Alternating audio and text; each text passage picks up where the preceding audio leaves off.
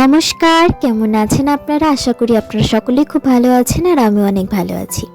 এদিন কলেজে এসে কলেজের কাজগুলো খুব তাড়াতাড়ি সেরে ফেলে মনে হলো চল কোথাও একটা ঘুরে আসি। আর আমার সাথে আমার বান্ধবী তো আছেই। আমাদের খুব ভালো লাগে যে জায়গাগুলো কখনো ঘুরে দেখিনি সেই জায়গাগুলোকে ঘুরে দেখতে। তাই সেই দিনও অচেনা রাস্তায় বেরিয়ে পড়েছিলাম। শুধুমাত্র হাতে ছিল গুগলকে নিয়ে গুগল রাস্তা দেখাচ্ছিল আর আমরা ভুলভাল রাস্তায় হেঁটে হেঁটে যাচ্ছিলাম, কারণ গুগলের রাস্তা মানে সেই লোকের বাড়ির উপর। বাড়ির ভিতর দিয়ে হেঁটে হেঁটে আমরা অবশ্যই রাস্তাটা চিনতে পেরেছি। গুগলের প্রবলেমটা ঠিক বুঝতে পারি না, সোজা মেন রোড দিয়ে হাঁটাতে পারে না, লোকের বাড়ির ভিতর উঠানের উপরে এইসব দিয়ে হাঁটায়। কেমন এক্সপিরিয়েন্স? বাজে, এত ভালো এক্সপিরিয়েন্স কেউ দেবে না তোকে। ও পা নাকি দেখা হয়ে গেছে। আমাদের দেখালো যে 8 ঘন্টার মধ্যে পৌঁছে যাব। আমরা ওখান থেকে হাঁটা শুরু করেছিলাম বোধহয় 2:45, এখন 3:30 বাজে, 40 মিনিট ধরে হাঁটছি। আমরা দুর্গাপুর ব্রিজের উপর থেকে হাঁটা শুরু করেছি। প্রায় 40-45 মিনিট হাঁটার পর আমরা অবশেষে চলে এসেছি আমাদের সেই দিনের ডেস্টিনেশন আলিপুর মিউজিয়াম বা আলিপুর জেল। এতটা কষ্ট করার পর যখন মিউজিয়ামটার সামনে থেকে দেখছি মনটা জাস্ট খুশি হয়ে গিয়েছিল, কারণ এতটা হেঁটে এসেছিলাম, তারপর ঠিক মাঝখানে এসে বুঝতে পারছিলাম না যে যেতে পারবো কি যেতে পারবো না, কিন্তু মোটামুটি গুগল আমাদেরকে নিয়ে চলেই এলো। আমরা দুটো টিকিট কেটে ঢুকে পড়লাম জেলের ভিতরে। এক একটা টিকিটের দাম নিয়েছিল মাত্র 30 টাকা। সত্যি বলতে এগুলোই এক একটা স্মৃতি।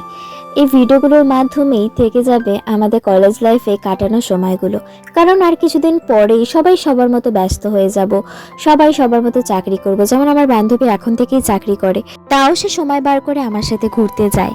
আমি ঘুরতে বেড়াতে খুব ভালোবাসি, এটা আমার একটা শখ বলতে পারেন। জায়গাগুলোতে কখনো ঘুরিনি, সেই জায়গাগুলোতে যেতে আমার খুব ভালো লাগে। আর আমার বান্ধবীও সেই সাথে আমার ইচ্ছাগুলোকে সাপোর্ট করে। অন্য কোনো বন্ধু হলে আমাকে বলতো যে যখন জায়গাটা চিনিস না তাহলে যাওয়ার কি দরকার আছে, এত কষ্ট করে ভুলভাল রাস্তায় চলে যাব বা কিছু, কিন্তু আমাকে কিছুই বলে না। শুধু আমাকে একটা কথাই বলে, যা ইচ্ছা করবি কর, আমি আছি। যাই হোক, অনেক তো নিজেদের কথা বললাম, এবার চলুন আপনাদেরকে জায়গাটা ঘুরিয়ে দেখাই। এখানে যে লিস্টগুলো দেখতে পাচ্ছেন এগুলো হচ্ছে যাদেরকে এখানে কারাদণ্ড করা হয়েছিল তাদের লিস্ট।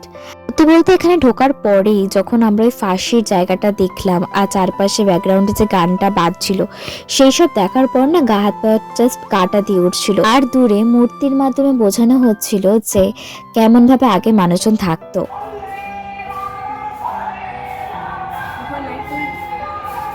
এইসব আওয়াজ শোনার পর কারি না কাটা দেবে বলুন?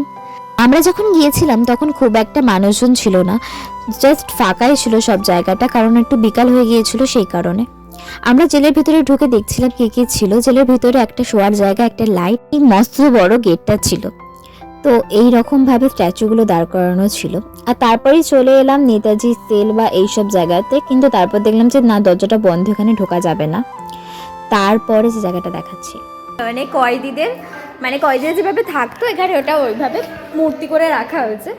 তো হঠাৎ করে না কিছু আওয়াজ বেজে উঠছে, যেটাতে লিটারালি ভয় লেগে যাচ্ছে। একটা ধূপ করে আওয়াজ, ঠিক আছে, এতে জাস্ট ভয় লেগে যাচ্ছে, যে মনে হচ্ছে যেন ওরা অরিজিনালি কথা বলছে। ওরি দেখেছেন, আমার ভয় লাগছে। এই যে এইরকম আওয়াজ প্রথমে শোনার পর আমি আর আমার বান্ধবী জাস্ট ছুট মেরেছিলাম। তারপরে আরো দুজন এসেছিল পিছনে, তো তাদের দেখে একটু সাহস করে ঢুকেছিলাম। তো আজকে আমাদের ভিডিওটি পর্যন্ত। এটা